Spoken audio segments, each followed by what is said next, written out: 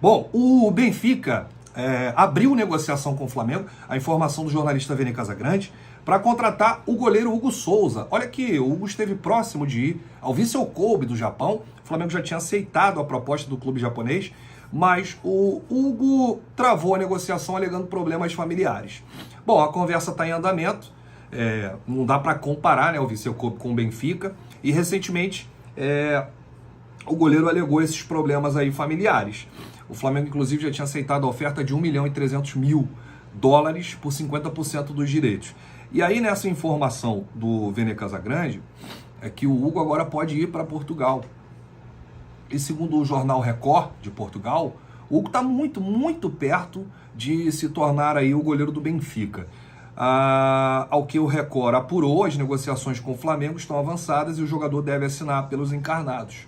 Em sentido inverso, o goleiro Elton Leite deixará o Benfica depois de 2 épocas e meia. Então, vamos aguardar aí o Hugo negociando com o Benfica.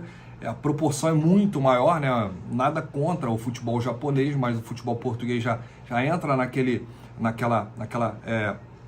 no esquema da Europa, né? O futebol europeu tem mais visibilidade, tem mais peso. Grandes jogadores saíram do Benfica para ir para grandes clubes da Europa. Então o Hugo tem mais visibilidade, um caminho, inclusive, mais de sucesso, né, na Europa, no Benfica, do que no Vissel Kobe. Então pode acontecer a definição dessa negociação a qualquer momento. Vamos trazer aqui uma outra informação sobre a declaração do presidente Rodolfo Landim, falando sobre o estádio próprio, né? Porque uma nova casa continua no horizonte, mas o Maracanã segue sendo a prioridade do Flamengo. A gente vai explicar aqui essa declaração que o Landim deu, foi em entrevista à TV Brasil.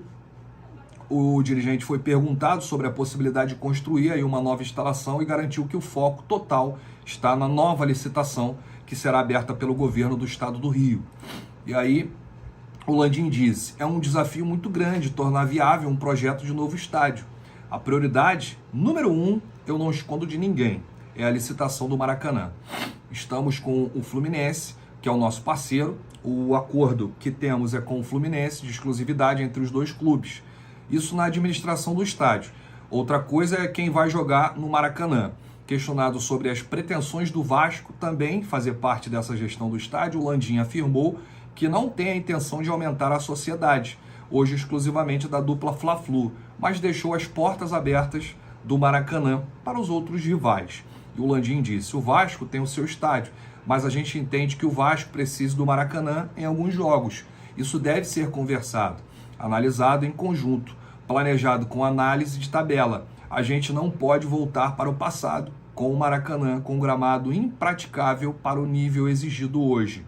É possível fazer isso? Também tenho conversado com o John Textor sobre o Engenhão.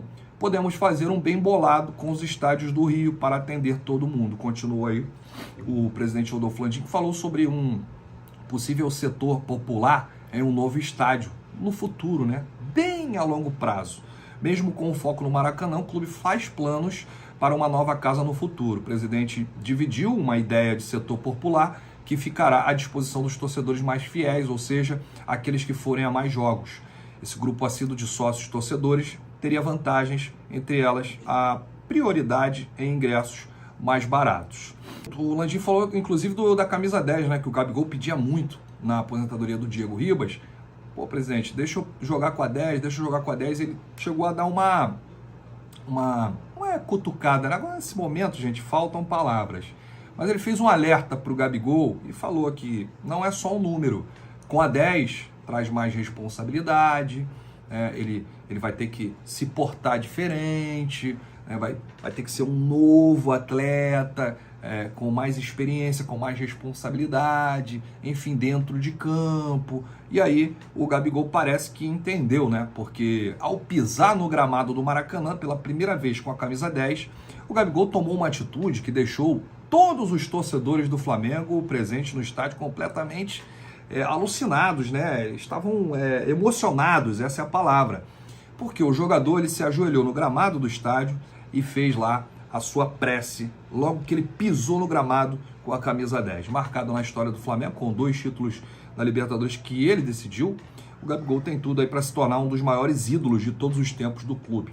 Eu até acho, e já vi isso em campo, na última vitória contra a Portuguesa, que o Gabigol foi um jogador diferente, um jogador que estava em todo lugar do campo, participativo, chamando a responsabilidade.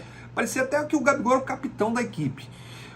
E ele também sentiu algo diferente, né? Atuando aí com a camisa 10, que foi muitos anos do Zico. O Zico ganhou tudo com a camisa 10 do Flamengo.